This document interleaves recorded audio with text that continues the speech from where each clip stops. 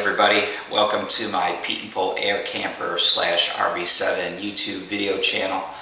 Thanks for stopping by, I appreciate it. If you've been here before and you've looked at some of the other videos, you've probably noticed the long, boring introduction at the beginning of each one. I am redoing that now. I just want to cut it down, keep it nice and short and sweet and to the point, so again, welcome. One thing I also wanted to make note of is I'm going to include some contact information for those who have questions and would potentially like some help with their project. Haters, don't waste your time. I am Johnny on the spot with the delete button, and I will delete your email post haste and not even read it, so don't waste my time, don't waste yours.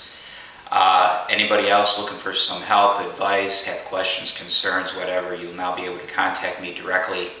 I'm quite regular on email, so I should be able to get a response to you relatively quick. I've got a ton of photographs for both aircraft, so if you need some clarification on something, chances are I've got detailed photographs and I'll be able to help you out. Let's see, other than that, I think that's it. I'm going to keep this short. Again, if you like what you see and you want to help me out to get through my RV7 build project, you can visit my GoFundMe. Just do a search for Caretaker Aero. That's Caretaker with a K. I also have an Amazon wish list. There's some pieces, parts in there that I could use. Again, if you feel moved enough to help me out, it'd be greatly appreciated. Or if you want to just contact me directly, you know, we can talk about whatever, and so I'll just leave it at that. Anyway, thanks for coming by, I appreciate it, and again, hopefully you'll find these videos worth your time, and that's that. So let's get back to building, and I am now going to shut up, and I'll talk to you later.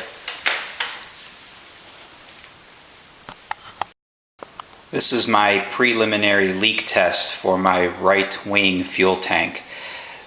This is kind of the low end of the tank. I've got the water right up to this very corner, right before it starts to spill over this edge. You can see I've got the fuel drain completely submerged in water.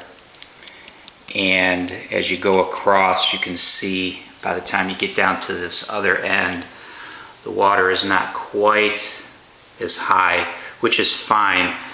The only leak point down at this end that's not being tested is this hole that was filled with tank sealant. But it's got tank sealant on this side, it's got tank sealant on the other side. I'm not worried about that leak point.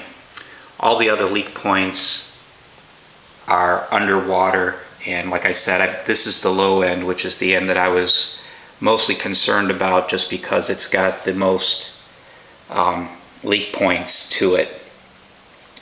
So this is filled, and thankfully, just like my other tank so far, there are absolutely no signs of leaks.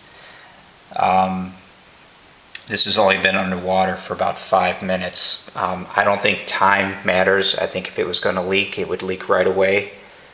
It's not like, well, it's not leaking now, maybe in an hour it will be. I don't really believe that. It's either going to leak or it doesn't.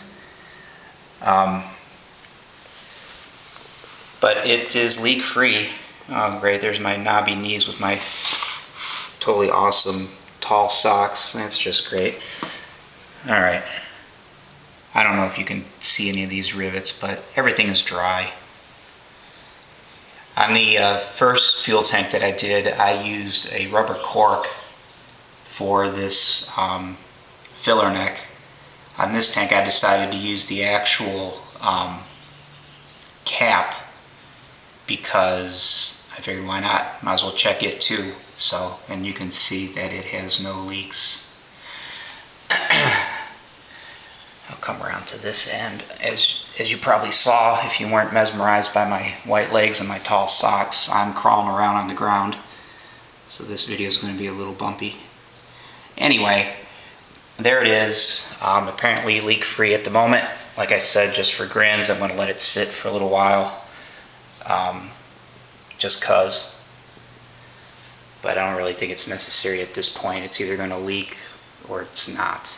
So So far so good. The next step with the tank will be to drain it and let it completely dry out and then start working on the baffle.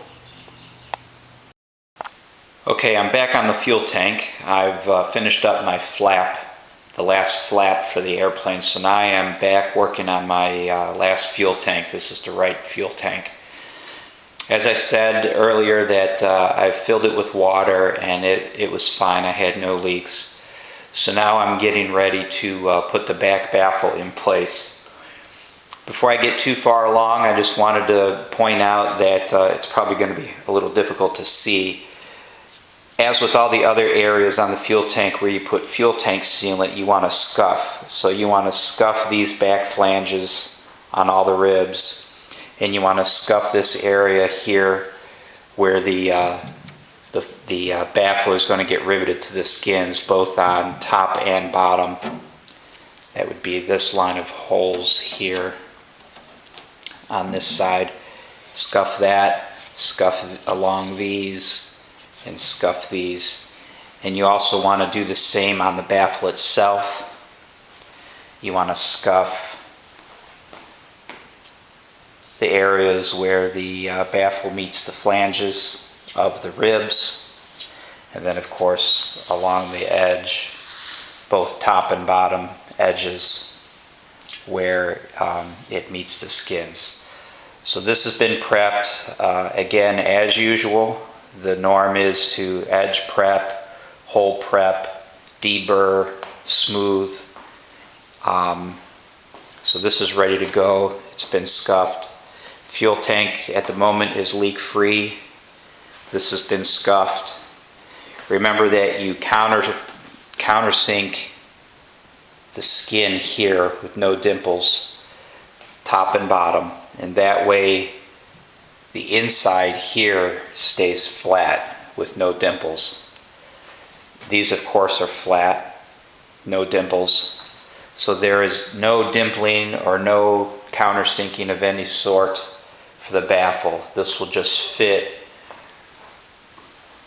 right into here nice and smooth, so there's no dimpling to be done on the baffle itself, which is actually kind of nice. So once it's deburred and cleaned up and scuffed, it's ready to install. As I said, this is ready to go.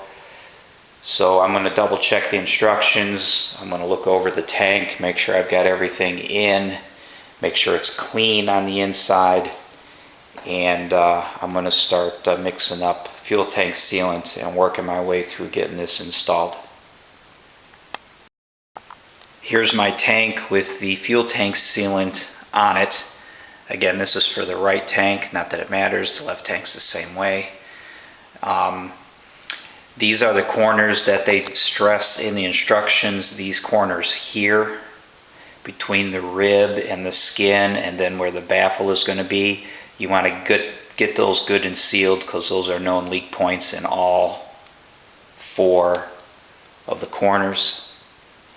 I like to go ahead and smear over the rivet holes, just because with this particular baffle, with the baffle being so small, there's not a really huge ton of riveting to do. So I'm going to do all of these wet. So I went ahead and I like to smear right over the hole, and then again when you put the baffle on, it will kind of smear that into a nice bead, hopefully on the inside. And that's pretty much it. Just get it gooped. You don't have to go overboard and kill it as usual, because once you smear it in, once you lay it in and get it smushed down and you start putting the clecos in, it's going to ooze. Once it starts oozing, then you can come in and do you wipe it down and create your fillet on the outside.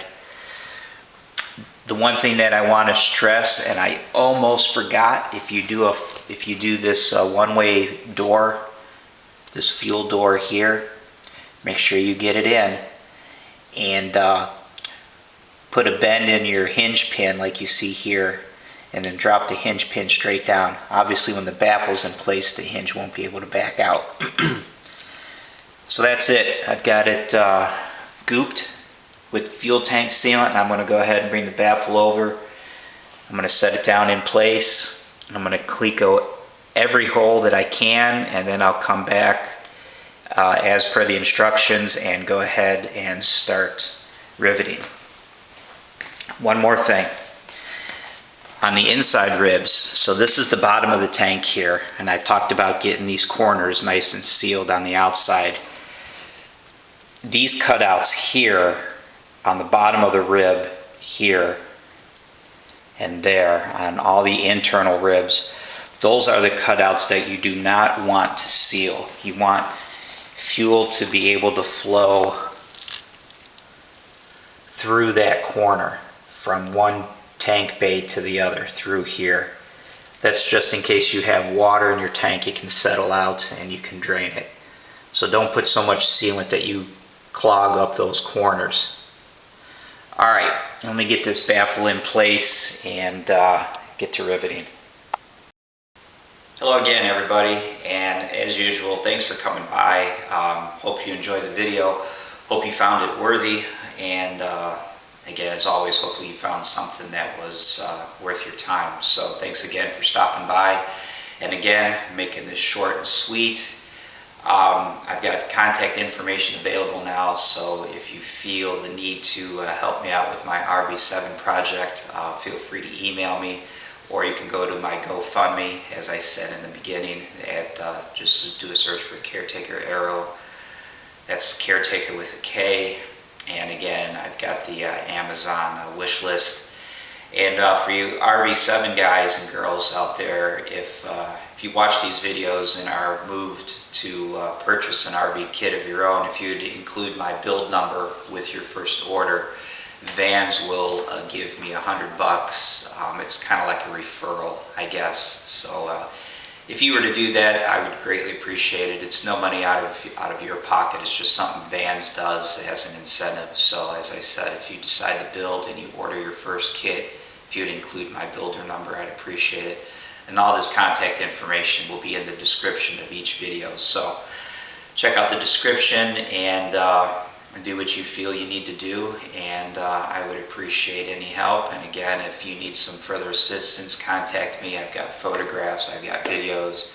We can communicate directly, and hopefully I can give you some further guidance if you want it.